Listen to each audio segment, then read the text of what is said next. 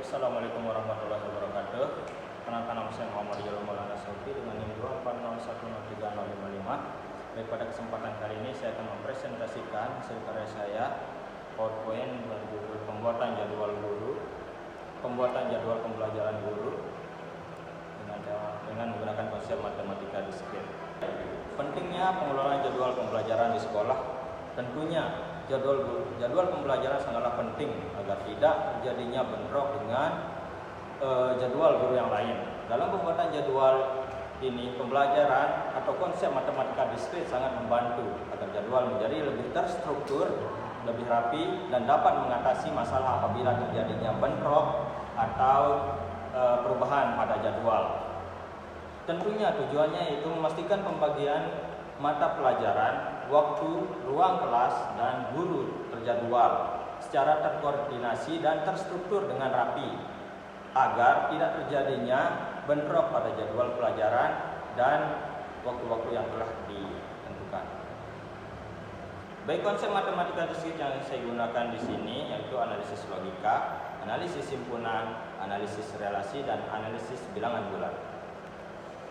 Baik, analisis logika. Baik, kita langsung saja ke materi analisis logika, di mana proposisi P sama dengan mata pelajaran matematika misalkan nih, kita bisa misalkan P-nya itu mata pelajaran matematika dijadwalkan pada pukul 8 dan Q-nya guru matematika tersedia pada pukul 8 atau guru itu sudah ada pada pukul 8. Dan R-nya jadwal pelajaran matematika dapat dilaksanakan dengan baik.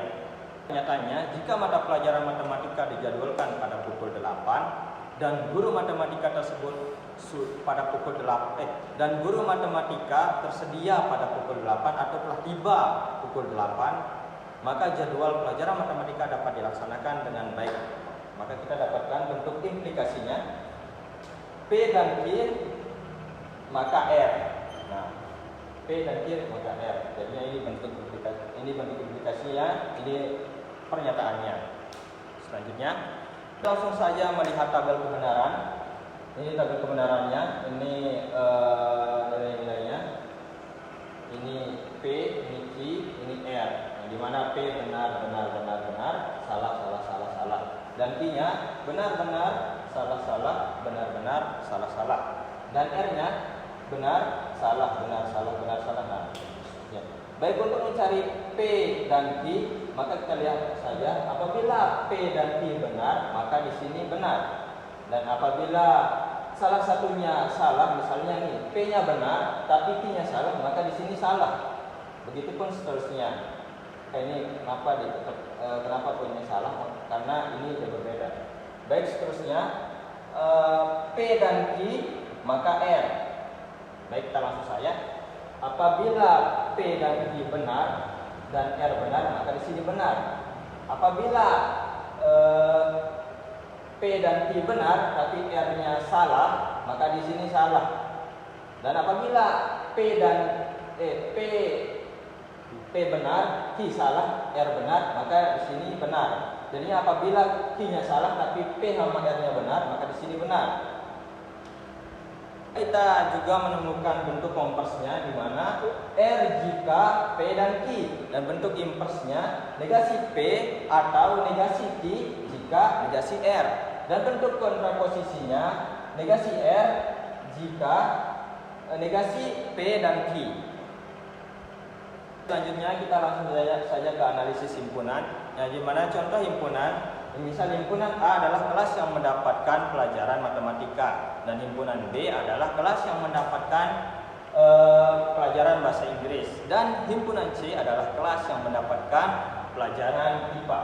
Operasi himpunannya A gabungan B sama dengan maka himpunan kelas yang mendapatkan pelajaran matematika dan bahasa Inggris, dan operasi yang kedua C dikurang A, itu himpunan kelas yang mendapatkan pelajaran IPA tapi tidak mendapatkan pelajaran matematika, dan A irisan C itu himpunan kelas yang mendapatkan pelajaran matematika atau IPA, atau bisa disebut dia mendapatkan dia mendapatkan kedua pelajaran tersebut.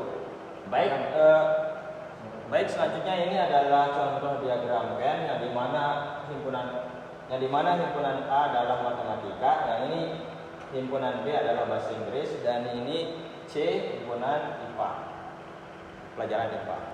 Baik, operasi himpunan, ini contoh operasinya.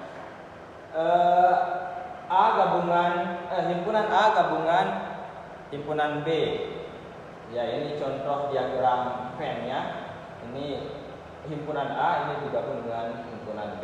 Himpunan kelas yang mendapatkan pelajaran matematika dan bahasa Inggris. Ini contoh diagramnya. Baik, selanjutnya diagram yang dimana C dikurangin A. Himpunan kelas yang mendapatkan pelajaran IPA tapi tidak mendapatkan pelajaran matematika. Ini contoh diagramnya. Baik, selanjutnya ada himpunan A irisan C. Himpunan kelas yang mendapatkan pelajaran matematika atau IPA. Ini contoh diagramnya. Lanjut. Selanjutnya kita ke materi analisis relasi. Contohnya ini misalnya himpunan P itu guru dan himpunan Q itu kita masukkan ke mata pelajaran. Definisi relasi. R. Rizal mengajar mata pelajaran matematika. Jadi relasi subjek P kali Q. Contoh elemen relasinya. Nih, Rizal, dan ini matematika. Ini contoh elemen relasinya ya. Terus Mauril bahasa Arab. Terus analisis sifat relasi. Yang pertama refleksif. Tidak berlaku karena guru tidak otomatis mengajar mata pelajaran sendiri. Dalam relasi ini, relasi refleksif berarti setiap elemen A berelasi dengan dirinya sendiri yang tidak relevan di sini. Makanya ini tidak berlaku. Terus simetris. Dia juga tidak simetris. Simetris juga tidak berlaku karena jika Rizal mengajar pelajaran matematika, bukan berarti mata pelajaran matematika mengajar Rizal. Terus transitif, di transitif juga tidak berlaku karena relasi mengajar mengajar tidak berantai seperti jika Rizal mengajar mata pelajaran matematika dan mata pelajaran berhubungan dengan sesuatu, tidak berarti Rizal otomatis berelasi dengan sesuatu itu. Jadi relasi ini merupakan contoh relasi yang tidak refleksif, tidak simetris, dan tidak transitif. Ini adalah contoh analisis relasi yang tidak mencakup semua 4 aspek ini. Aspek refleksif, simetris, dan 3 aspek maksud saya. 3 aspek seperti refleksif, simetris, dan transitif. Dia tidak mencakup. Jadi relasi ini merupakan contoh relasi yang tidak refleksif, tidak simetris, dan tidak transitif. Analisis bilangan bulat. Ini contohnya penerapannya dalam jadwal pembelajaran. Jadwal ulangan umum diadakan setiap 10 hari, sedangkan pelajaran praktek diadakan setiap 15 hari. Agar tidak bentrok, maka di sini kita memanfaatkan konsep FPB pada matematika diskrit. Yang dimana FPB dari 10 dan 15, yang dimana FPB 10 dan 15 adalah yang kita temukan ada 5. Artinya setiap kelipatan 5 hari perlu dicek apakah ada 2 agenda bertabrakan agar jadwal bisa diatur ulang dan tidak bentrok. Jadinya guru itu harus tetap mengecek di kelipatan 5 hari itu. Kesimpulan, pembuatan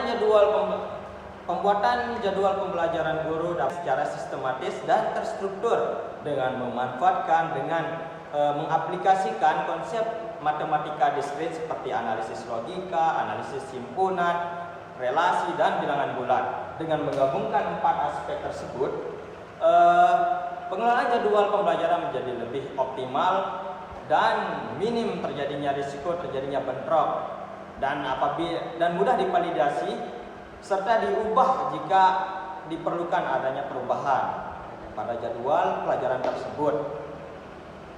Mungkin itu saja penjelasan yang dapat saya sampaikan. Mungkin itu saja presentasi yang dapat saya sampaikan. Apabila ada kesalahan, saya mohon maaf. Wassalamualaikum warahmatullahi wabarakatuh.